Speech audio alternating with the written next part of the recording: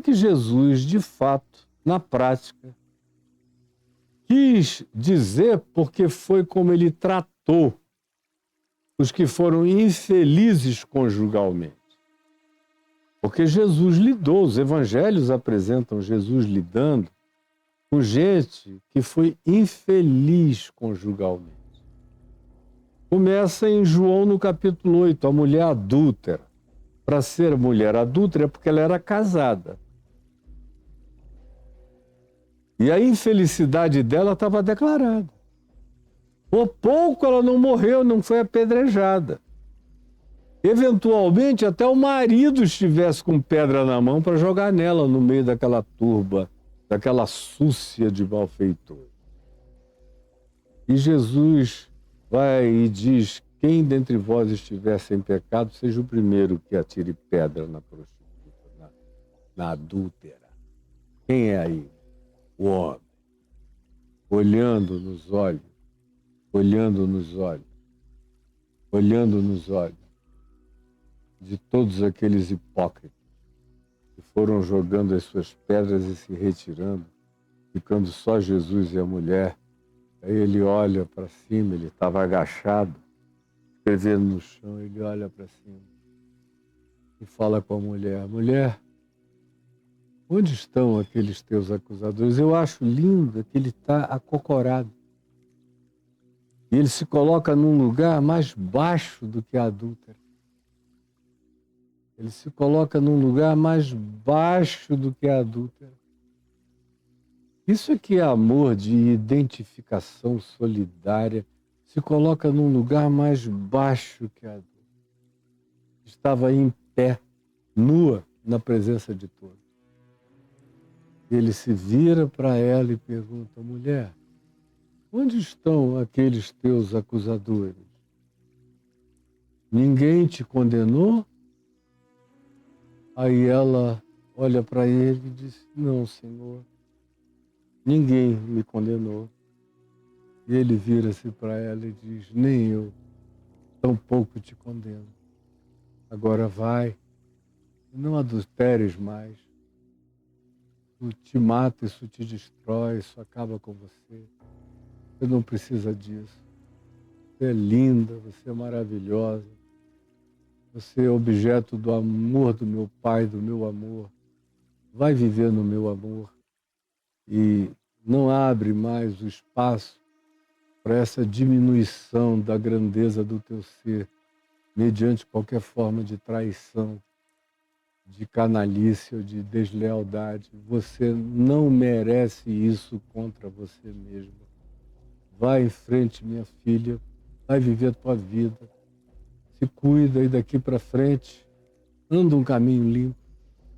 É o que Jesus está dizendo com vai, não peques mais. Exatamente isso que eu estou dizendo aqui a você, olhando nos olhos da mulher. Isso é usar Jesus como chave hermenêutica para entender como é que Jesus trata a mulher adúltera ou o homem adúltero.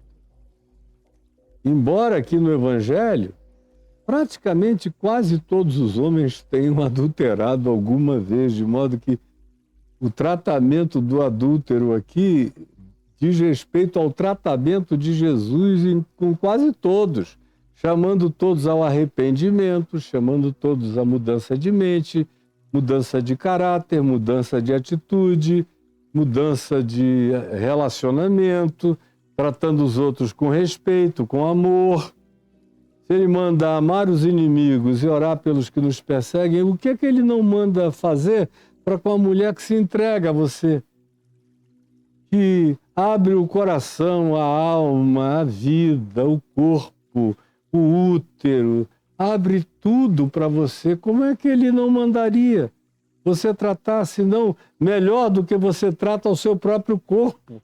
Trate a ela, como Paulo posteriormente vem a interpretar. Porque esse é o Espírito de Cristo, é o Espírito de Jesus. Tratem as mulheres assim, como eu trato vocês, como eu trato o mundo. Com amor, e muito mais amor. Porque se você ama o inimigo e ora pelo que te persegue, quanto mais aquela que te dá filhos. que te dá prazer, que te abraça, que te esquenta, que te acolhe, que te cuida. Muito mais ainda. Mas aqui ele está na defesa das mulheres. Aí você olha de novo para esse texto, tendo Jesus como chave hermenêutica, e chega em João, no capítulo 4, a mulher samaritana, com quem ele está conversando, e devia ser uma gata, porque os discípulos dele não estavam lá, tinham ido a Siquém comprar alimentos, e Jesus tinha ficado sozinho no meio daquele campo, que eu conheço muito bem aquela região, que é Palestina, que é Nablus, que é no sopé do Monte Gerizim. Eu vou lá há décadas e décadas e décadas, me sinto em casa. E ele está ali no meio de um campo, e Siquém está distante. E os discípulos estão voltando enquanto ele está conversando com a mulher. E ela devia ser uma mulher tão formosa, de um porte tão interessantemente desejável, que de longe eles olharam para Jesus conversando com a mulher ao lado do poço, e o texto de João diz: por que ele está conversando com esta mulher? Não é com uma mulher, é com esta mulher, com esta gata, com essa gostosa, revelando como eram os olhos deles e projetando para Jesus maldade e malícia a partir do que existia no coração deles, apóstolos, discípulos. Por que ele está conversando com esta mulher sozinho? É um perigo ficar sozinho com uma mulher gostosa desse jeito. Pois bem, mas o diálogo que estava acontecendo ali, que eles, idioticamente, estavam pensando outra coisa, desconhecendo a lindeza, a beleza, a poesia, a graça daquele encontro maravilhoso, um dos mais belos, sublimes e divinos do Evangelho, é que tem aquele diálogo entre a água passageira e essa história de dizer que havia uma insinuação de esguicho de esperma. Tudo é bobagem. Bobagem, tolice, tolice, tolice. Jesus está falando, e se fosse para falar de esguicho, a maioria dos poços se esguicham.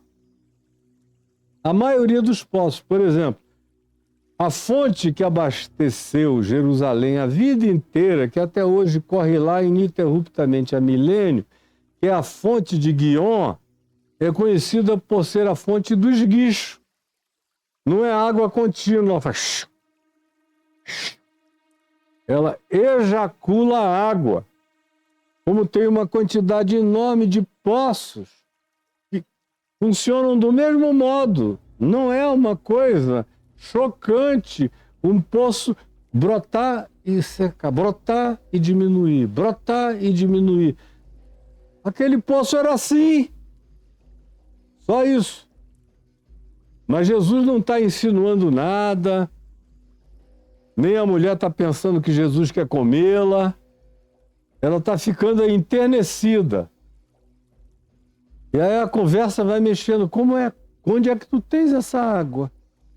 Me dá para eu não ter essa sede, não ter que vir aqui, porque é uma dureza vir aqui todo dia com esses cântaros, uma madeira atravessada carregando esses cântaros pesados e levar água para casa. Se tu tens esse milagre, me dá, porque eu estou cansada da vida e de carregar água também. Não precisa botar maldade em nada. Basta a dor da vida.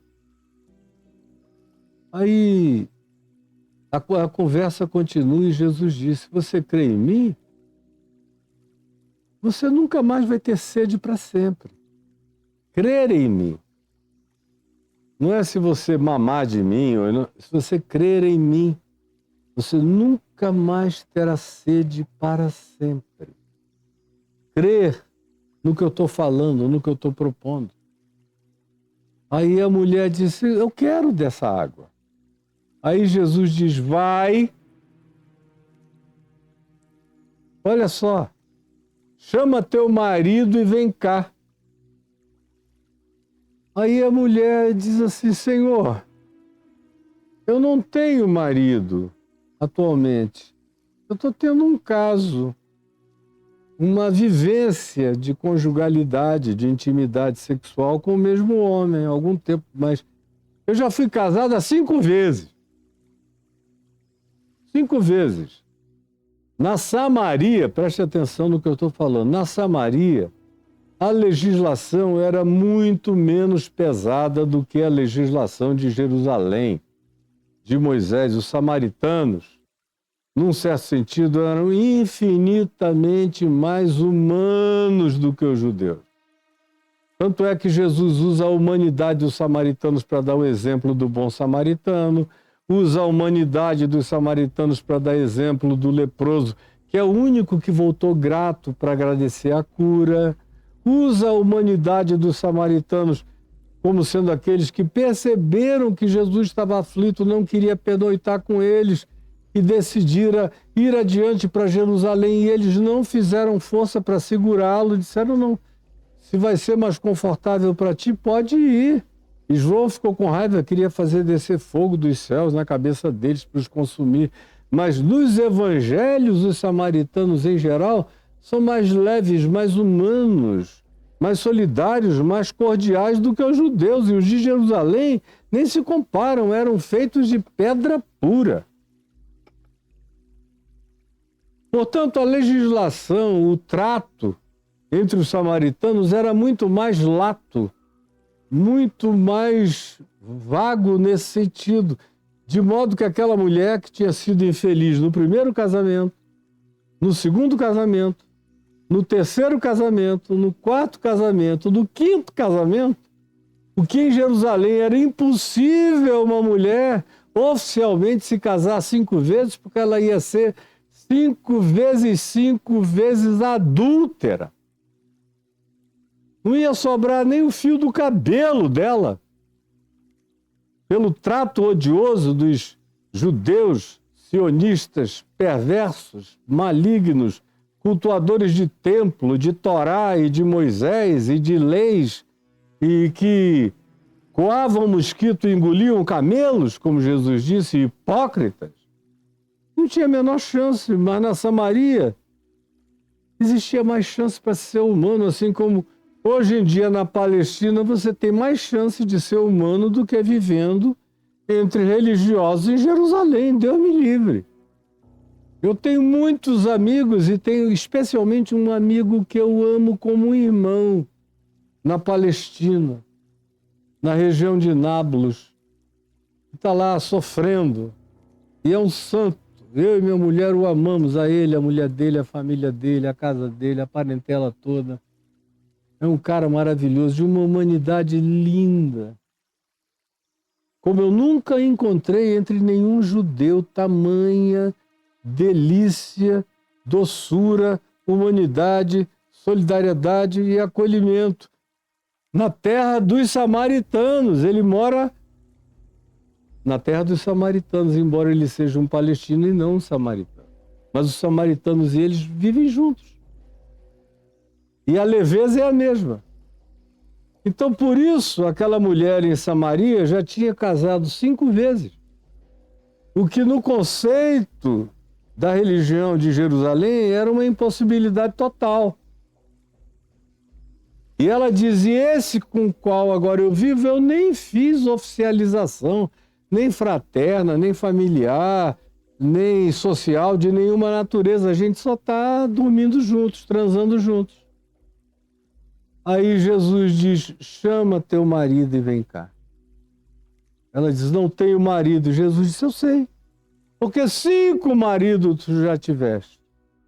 E este que agora tu tens, do ponto de vista das formalidades, de fato não é teu marido, mas traze-o aqui. E o que é que aconteceu? Ela foi lá, entrou na cidade, conhecia todos os homens, imagina só, se só maridos ela já tinha tido 5, sendo uma gostosa samaritana, imagina outros homens. Tudo que é homem da cidade no mínimo, a tinha desejado ou a desejava. E ela acessou aqueles aos quais ela tinha mais contato, que eram os homens da cidade. Disse: olha, eu encontrei alguém que só pode ser o profeta, provavelmente o Messias, que me disse tudo quanto eu tenho feito. Venham comigo para conhecê-lo. E levou o marido dela e os demais homens da cidade. E sabe o que aconteceu? Leia o texto de João 4. Jesus pregou ali, depois foi convidado e foi com eles para dentro da cidade de Siquém, ficou com eles mais 2 noites, 3 dias, e se hospedou muito certamente na casa da mulher com o marido dela, que não era marido formal, mas a quem Jesus chamou de teu marido. Porque o que caracteriza essa conjugalidade é esse vínculo. Essa intimidade que deseja estar com o outro, independentemente de rabino, pastor, sacerdote, cartório, juiz ou qualquer coisa. Se criar essa vinculação e se compartilhar uma vida em comum, até a Constituição brasileira já reconheceu que nessa estabilidade habitam direitos semelhantes aos do casamento. E se nascerem filhos, mais ainda. Jesus estava lá na frente de tudo que é a Constituição, já tratando isso desse modo. E ficou na casa dela. Qual o pastor legalista, ou o rabino, ou o mestre da lei, ou o teólogo, cheio de moralismos, de moralidades, de santaratices, são santarados, que ficariam nessa casa do pecado consumado, da promíscua, e desse homem com essa mulher, ainda ia chamar os dois de marido e de mulher? Quem? A não ser Jesus.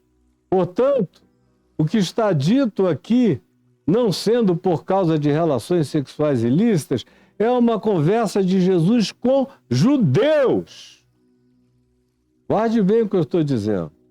TikTok está caindo, eles têm ainda mais 5 minutos comigo. É uma conversa de Jesus com judeus, não é uma conversa de Jesus com samaritano. Não é uma conversa de Jesus fora das fronteiras de Israel. Não é uma conversa de Jesus com gentios. E é Paulo quem acaba com essa história em Romanos 7, quando diz que a lei de Moisés, que estabelecia todas essas coisas, morreu em Cristo. Para que Paulo usa esse exemplo? Nós éramos casados e o homem está ligado pela lei à mulher e a mulher ao homem enquanto um dos cônjuges vive, enquanto vive, por exemplo, o marido, usando a prerrogativa do supremacismo marital sobre a esposa. Enquanto vive o marido. Mas se morrer o marido, ela está livre para construir novas núpcias. Aí você pensa que Paulo está falando de casamento e não está falando. Ele está falando da cruz de Cristo e da nova aliança. Aí ele diz assim também: Jesus morreu encarnando a lei. Ele morreu como o marido da lei, o marido que representava a lei, para que agora vocês fiquem viúvos da lei e possam casar nessa nova aliança, esse novo casamento do Evangelho da graça de Deus. Está lá em Romanos 7, de 1 a 5. Só não entende quem é analfabeto. Paulo acaba com essa história. Tem que haver amor. Havendo amor, existe casamento. Não havendo amor, você pode se casar com o Papa Francisco, que você continua não casado. Continua indo para a cama com a sua esposa, trair e adulterar contra ela, que pensa que está casada com você e você só está usando ela como um depósito de espermas sem amor, sem afeto. Pois bem, é aqui que você tem que também aplicar a chave hermenêutica, porque lembre-se Essa não foi uma proposição de Jesus. Aqui, em Mateus 19, Jesus não puxa essa pauta, lembram? E na quarta-feira da semana passada, que eu só falei 20 minutos e tive que sair para um podcast, eu disse que essa era uma pauta da religião, era uma pauta de Jerusalém, que não tinha nada a ver com as pautas da Galiléia, que na Galiléia esse assunto nunca foi perguntado a Jesus, até porque na Galiléia o que tinha de gente que tinha casado, não dado certo, se separado, era um lugar de gentios, de cultura plural e de situações e de infelicidades múltiplas. Em Jerusalém é que havia essa monoliticidade fabricada pelo cimento, pelas pedras da lei de Moisés. E aqui em Samaria, muito menos, e no resto do mundo também, Jesus quer saber quem ama quem. Quem respeita quem é fiel a quem trata a quem com dignidade, esses são os casados. Os outros, eu vi aí esses dias a esposa de um pastor que provavelmente morreu de overdose, talvez, ou até de suicídio. Porque eu conheço a história da família. Meu Deus, é muita infelicidade ali, já está indo para a terceira geração de mulheres infelizes. A mãe do cara foi infeliz pra caramba, todo mundo infeliz pra caramba. Estão casados? Não. Estão oficializados, mas casados? Não. E aí tem muita mulher sincera, honesta, de Deus, que sonha com uma relação feliz e vive infeliz ao lado de um sujeito que arrota a santidade e pratica perversidades o dia inteiro, e depois de anos e anos e anos a pessoa não aguenta mais, chega um dia que não é nem suicídio que ela quer cometer, a pessoa só quer dormir para sempre e não acordar mais para aquela tristeza, para aquela vergonha, para aquele estado de coisas. Acontece o tempo todo entre mulheres de pastores, o tempo todo, para todo lado, e é coisa muito séria. Hoje eu paro por aqui com você. E amanhã eu continuo, porque eu quero falar sobre a desnecessidade absoluta do divórcio no dia de amanhã, para a gente concluir essa temática de Mateus 19. E eu te peço, Jesus, que o que eu tenha dito aqui tenha sido de alguma utilidade para alguns, para muitos, de entendimento, de autoenxergamento, autopercepção, de conversão, de metanoia, de mudança de mente, de genuína regeneração, de renovação do entendimento, de não conformação com este século, mas de renovação do entendimento, pela entrega contínua ao Evangelho, para que nós aproveitemos e conhecemos qual seja a boa, agradável e perfeita vontade de Deus para a nossa vida. Em nome de Jesus. Amém e amém.